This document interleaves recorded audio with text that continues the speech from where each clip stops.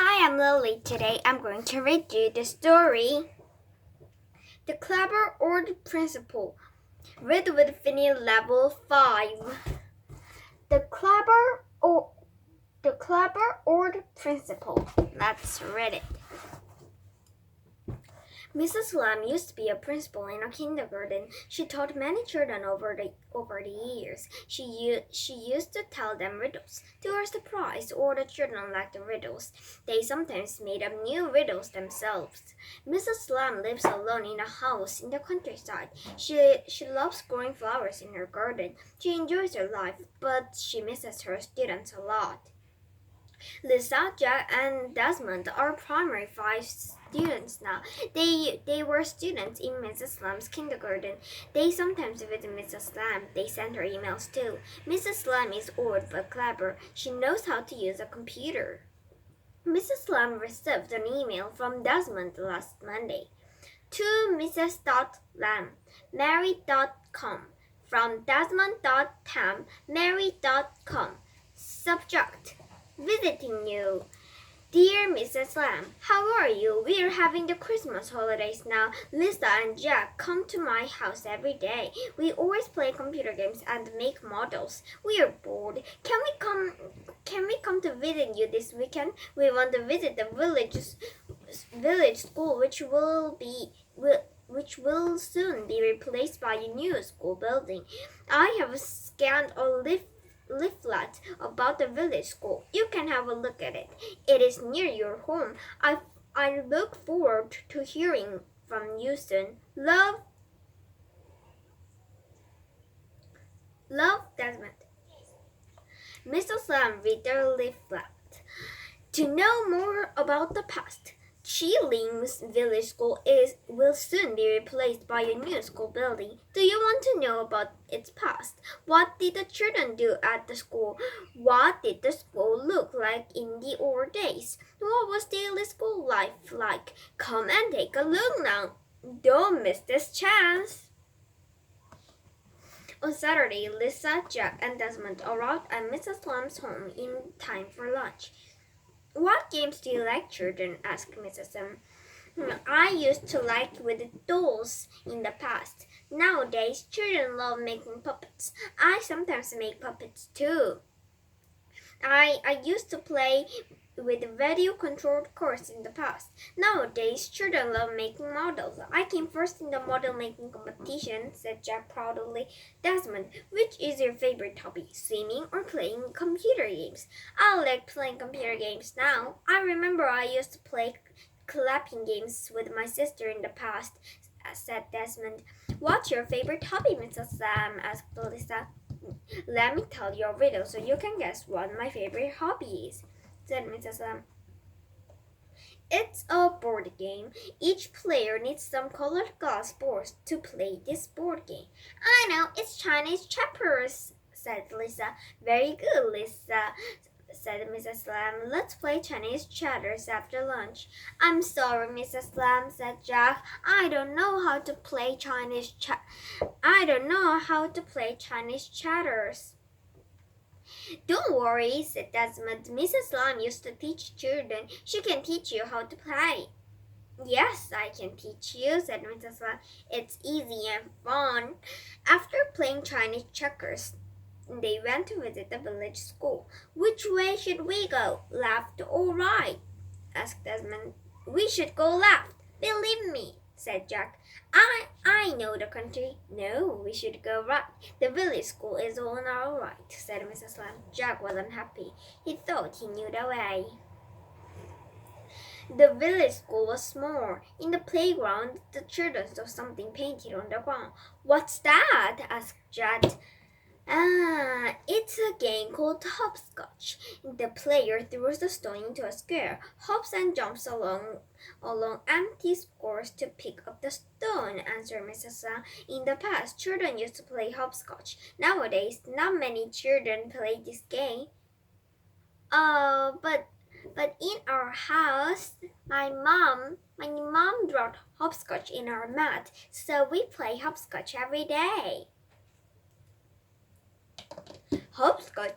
I've never heard of it, said Jack. It sounds boring. Look, why are these beanbags? Look, why?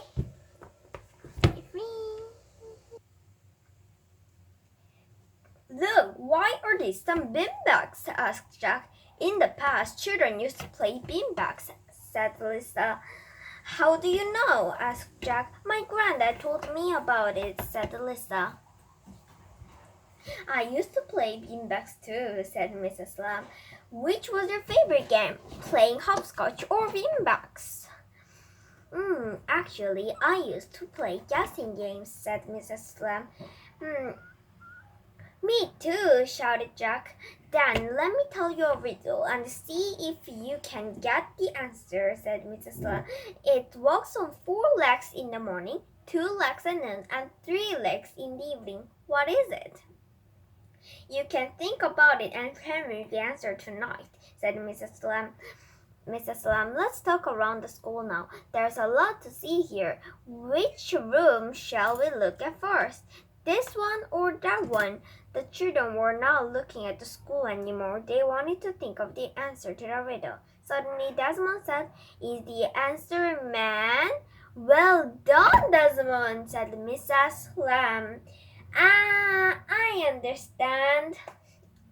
First, we have 2 legs. First, we walk in 1, 2, and 3, 4. But now we should walk in 2 legs and Grandma and Grandpa use cane to walk with. 3. I understand now. And the next page is there it is. Okay, and let's go. Children, you can test me with a riddle, said Mrs. Lamb. I've got one. It's difficult. My friends can't think of the answer to this riddle, said Jack. It runs but never walks. It has a mouth but never talks. It has a bed but never goes to sleep. What is it? Mrs. Lamb thought for a while and said, This is a very good riddle. Only people who are good at English and science know the answer. Then do you know the answer? Asked Jack. The answer is river. Am I right? Am I right? Am I right?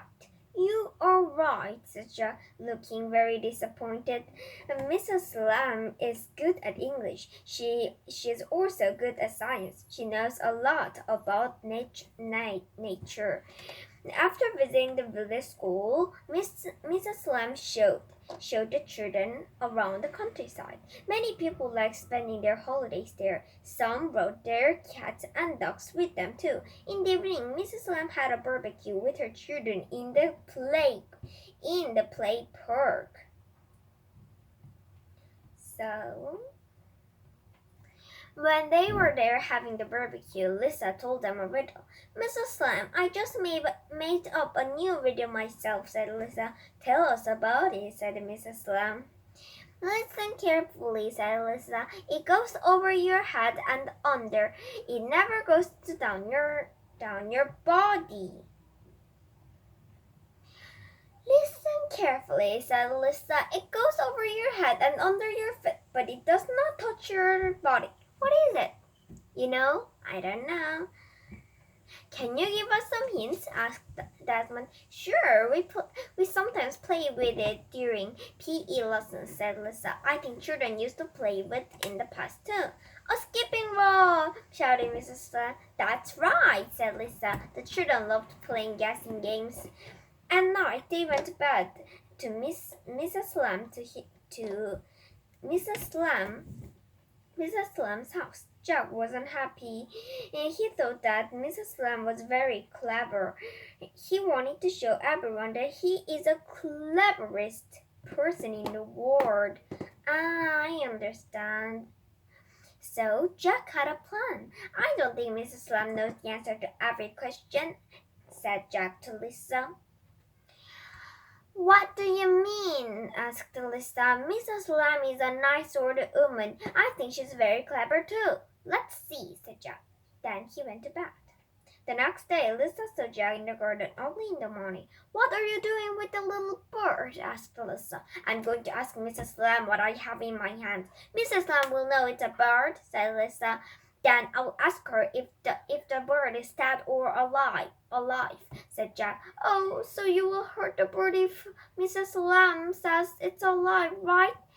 asked Lisa. "Exactly," said Jack. "No, you can't do that. I won't let you hurt the little bird," shouted Lisa. "It's cruel. I want to show everyone that I am the cleverest person," shouted Jack.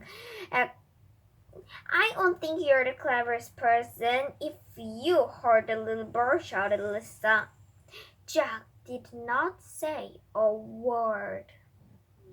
Oh, and so Mrs. Lamb and Desmond heard everything in the sitting room. Mrs. Lamb knew that Jack wanted to be the best at everything. She went out to the garden and talked to him. "Jack, I heard everything. If you want to be the cleverest person, you will need to learn more," said Mrs. Lamb. "Being clever does not mean doing bad things to win first place. Being clever means doing the right things all the time, no matter how hard you have to work." "I'm sorry, Mrs. Lamb," said Jack. "I will keep that in mind. Bye."